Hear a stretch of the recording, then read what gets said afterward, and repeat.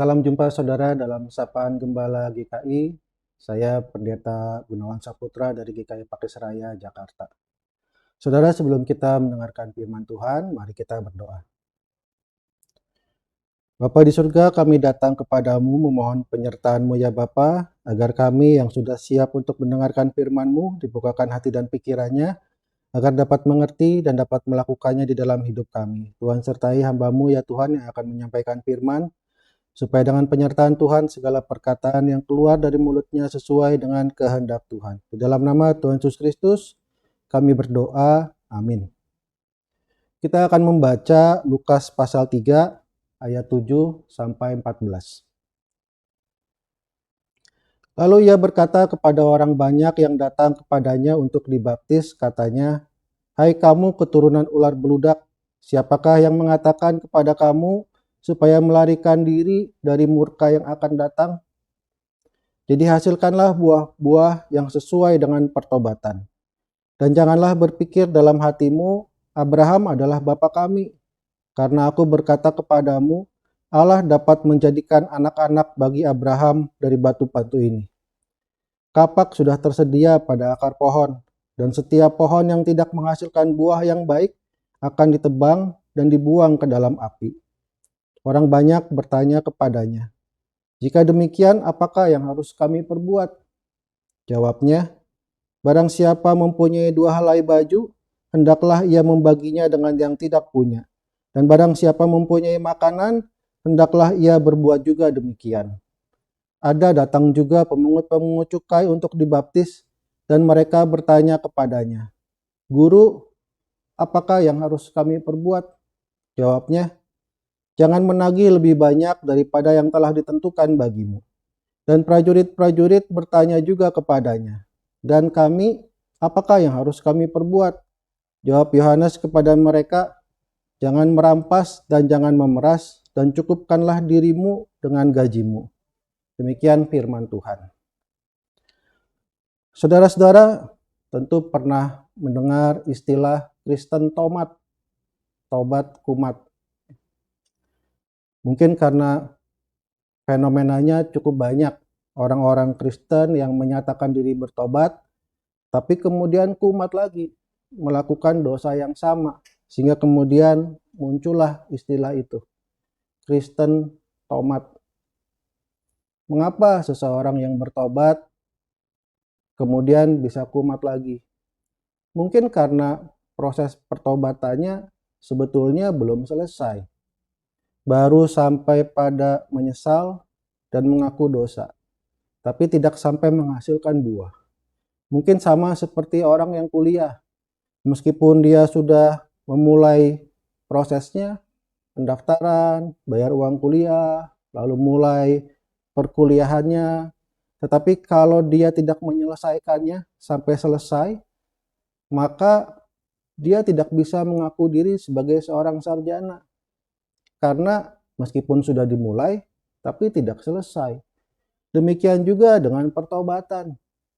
Meskipun sudah dimulai dengan mengaku dosa, sudah menyesal, tetapi kalau tidak menghasilkan buah, maka tidak bisa dikatakan kita sudah bertobat. Kenapa? Karena kita belum menghasilkan buah. Itulah sebabnya tadi dikatakan ayat yang ke-9, kapak sudah tersedia pada akar pohon, dan setiap pohon yang tidak menghasilkan buah yang baik akan ditebang dan dibuang ke dalam api. Artinya kita bertobat, tapi kalau tidak menghasilkan buah yang sesuai dengan pertobatan, tidak ada gunanya. Kita akan ditebang juga dan dibuang ke dalam api. Apa itu buah yang sesuai dengan pertobatan? Dalam bacaan kita, pemungut cukai bertanya kepada Yohanes Pembaptis, "Guru, apa yang harus kami perbuat?" Kalau pemungut cukai dikenal karena mereka suka menagih lebih banyak dari yang sudah ditentukan, maka Yohanes Pembaptis mengatakan, "Jangan lakukan lagi. Jangan menagih lebih banyak daripada yang telah ditentukan bagimu." Prajurit-prajurit juga kemudian bertanya, "Dan kami, apakah yang harus kami perbuat?" Jawab Yohanes, "Jangan merampas dan jangan memeras, dan cukupkanlah dirimu dengan gajimu."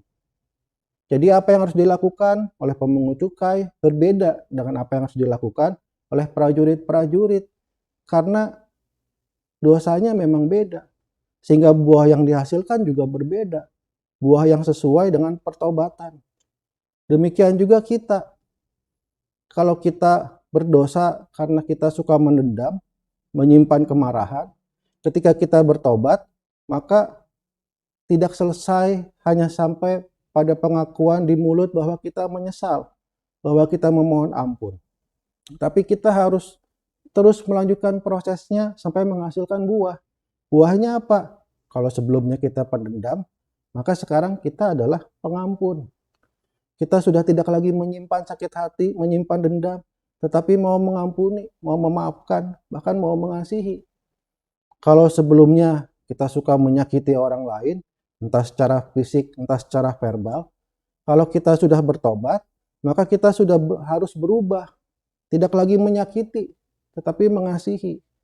Mulai peduli kepada mereka di sekitar kita. Kalau kita suka iri hati, pada saat kita bertobat, maka kita harus sampai pada menghasilkan buah, yaitu tidak lagi iri, melainkan bisa ikut bersuka cita atas berkat yang diterima oleh orang lain. Kalau sebelumnya orang lain senang, kita iri gitu ya. Sekarang kita sudah bisa bersuka cita ketika orang lain mendapat berkat. Itu adalah buah-buah pertobatan. Bagi setiap orang, buahnya tentu berbeda, sesuai dengan pertobatan kita masing-masing. Kalau kita selingkuh, maka buahnya ya setia kepada keluarga, kepada pasangan. Itulah buah-buah yang harus kita hasilkan sebagai tanda bahwa kita sungguh bertobat. Karena pertobatannya, prosesnya sampai selesai. Bukan hanya mengaku, menyesal, tapi sampai menghasilkan buah. Kalau itu yang terjadi, saya yakin tidak akan ada lagi orang bertobat yang kemudian kumat. Jadi kalau kita mungkin pada saat ini masih terus bergumul, masih terus berjuang untuk menghasilkan buah-buah pertobatan, mari bersama-sama kita memohon pertolongan dan penyertaan Tuhan, supaya setiap pertobatan kita bisa kita selesaikan sampai tuntas, sampai menghasilkan buah. Supaya tidak ada lagi istilah Kristen tomat, Kristen yang tobat tapi kemudian kumat. Supaya orang tahu bahwa setiap orang Kristen hidup dalam pertobatan yang sejati, ditandai dengan hidup baru yang tidak lagi melakukan dosa. Kiranya Tuhan menolong kita. Mari kita berdoa. Puji syukur Tuhan untuk firman yang kami dengar, firman yang mengingatkan kami agar setiap pertobatan yang kami lakukan dapat kami selesaikan sampai dengan menghasilkan buah yang sesuai dengan pertobatan. Kami menyadari ya Tuhan, hal ini tentu tidaklah mudah karena ada banyak godaan, ada banyak tantangan yang dihadapi. Tetapi kiranya Tuhan boleh menolong kami, agar kami yang mendengar firman hari ini sungguh-sungguh dimampukan untuk dapat menyelesaikan pertobatan kami sampai dengan menghasilkan buah. Kiranya Tuhan menolong kami. Amin.